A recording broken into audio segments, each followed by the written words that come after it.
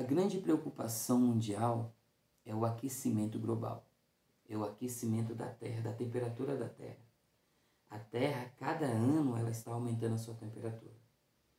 Alguns estudos mostram que até o ano de 2050 será insuportável habitar aqui na Terra, por causa do intenso calor, da intensa temperatura.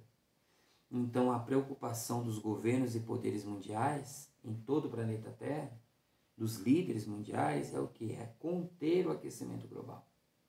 Então, eles estão muito preocupados com o desmatamento da Amazônia, com queimadas. Eles estão preocupados em fabricar carros elétricos, estão interessados em construir energias limpas. E alguns estudos dizem que estão querendo até colocar um escudo entre uma espécie de um guarda-sol, vou dizer assim, entre o Sol e o planeta Terra. Mas o que está dificultando esse processo anti-aquecimento global, né? Essa luta? É a questão da política de esquerda e direita. Porque quando a esquerda quer fazer alguma coisa, a direita puxa para um lado.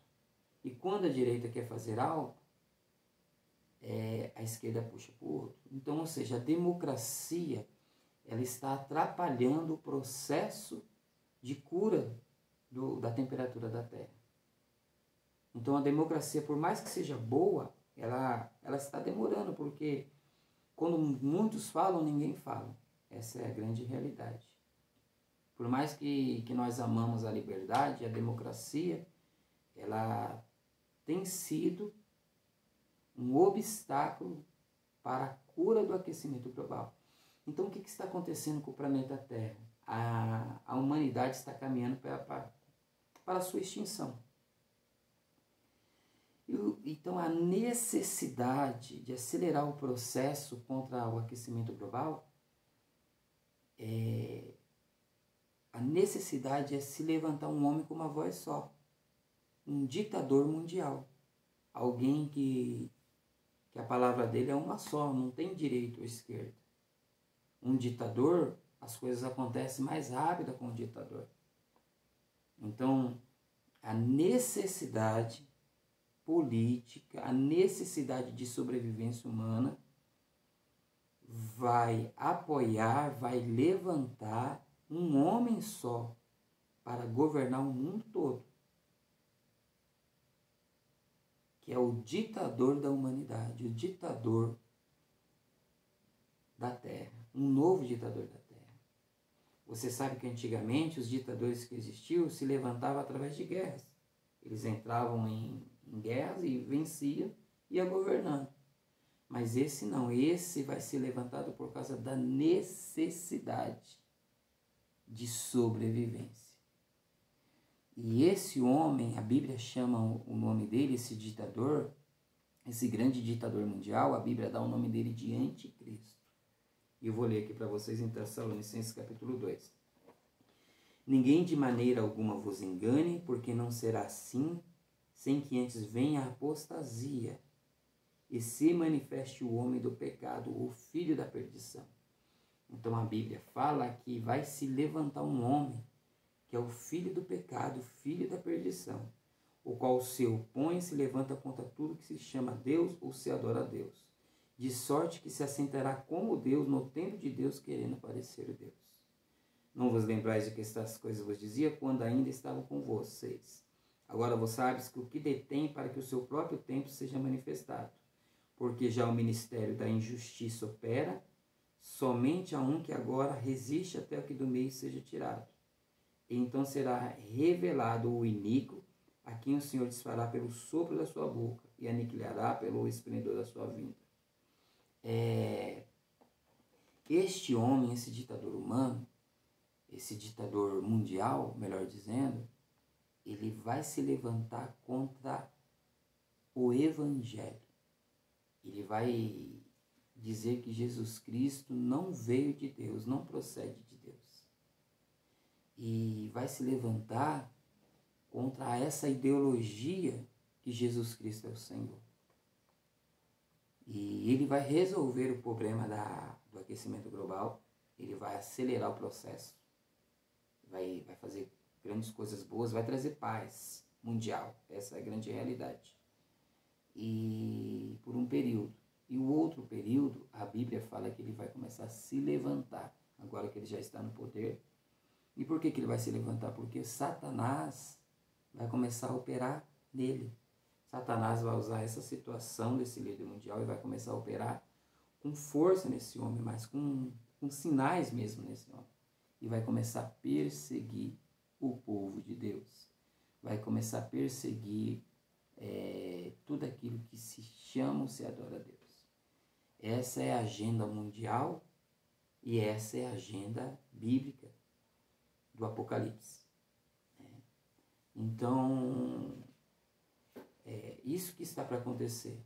E eu não estou aqui trazendo essa reflexão hoje para trazer medo, causar medo em você, mas para causar mesmo reflexão mesmo, né?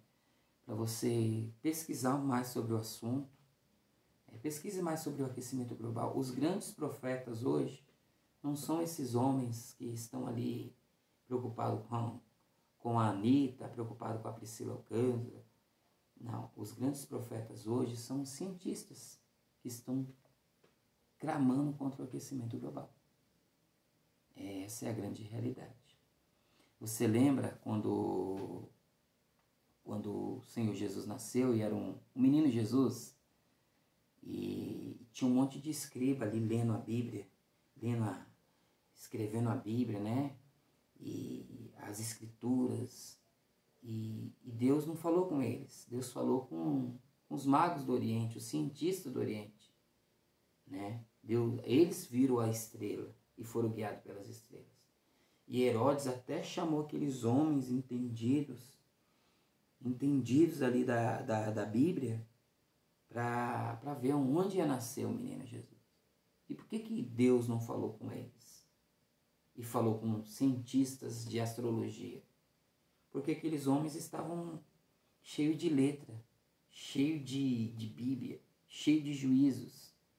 E não conseguiam perceber a vinda do Senhor Jesus. Então Deus se manifestou através de cientistas astrólogos, que a Bíblia chama dos 3 reis magos, né? Que eles estudavam as estrelas. Então o grande profeta hoje, os grandes profetas que nós precisamos prestar atenção, não é esses que ficam debatendo na internet qual é a igreja perfeita, a minha igreja é perfeita, a minha teologia é certa, a sua teologia é errada. Na realidade, o grande problema não é a teologia.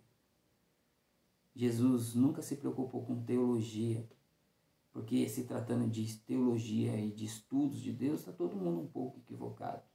E está todo mundo um pouco certo. Essa é a grande realidade.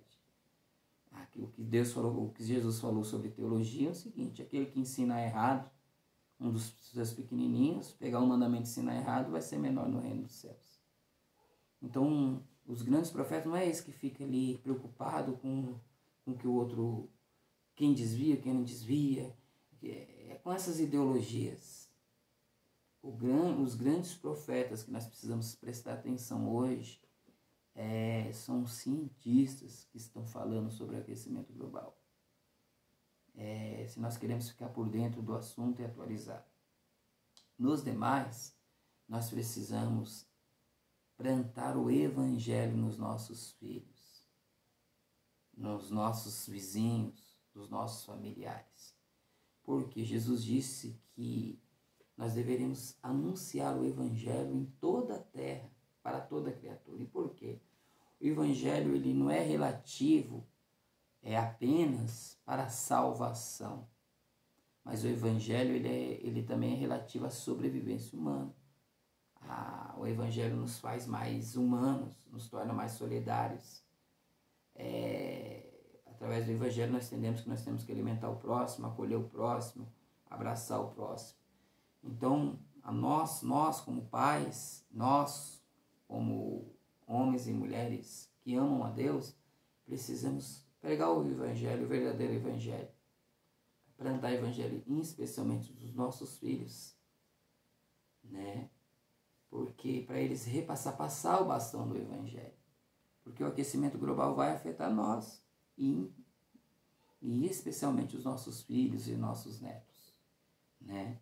Vai vir tempos difíceis, mas a palavra de Deus diz que depois que se levantar o anticristo e ele fazer esses sinais, ele perseguir, aí vai vir o Senhor e com milhares dos seus anjos, e o Senhor com o sopro da sua boca vai destruir o anticristo.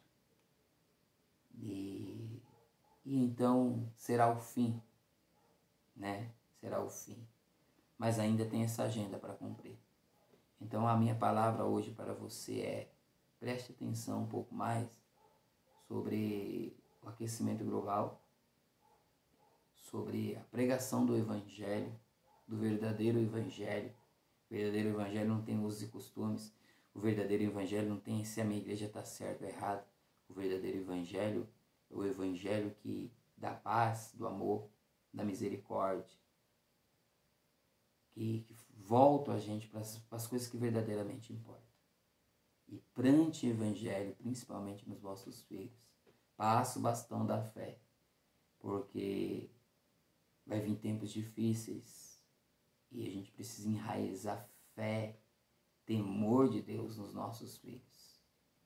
Amém? Fique com essa palavra aí, que Deus nos abençoe e tenha misericórdia de nós. Que a gente possa estar digno de aguentar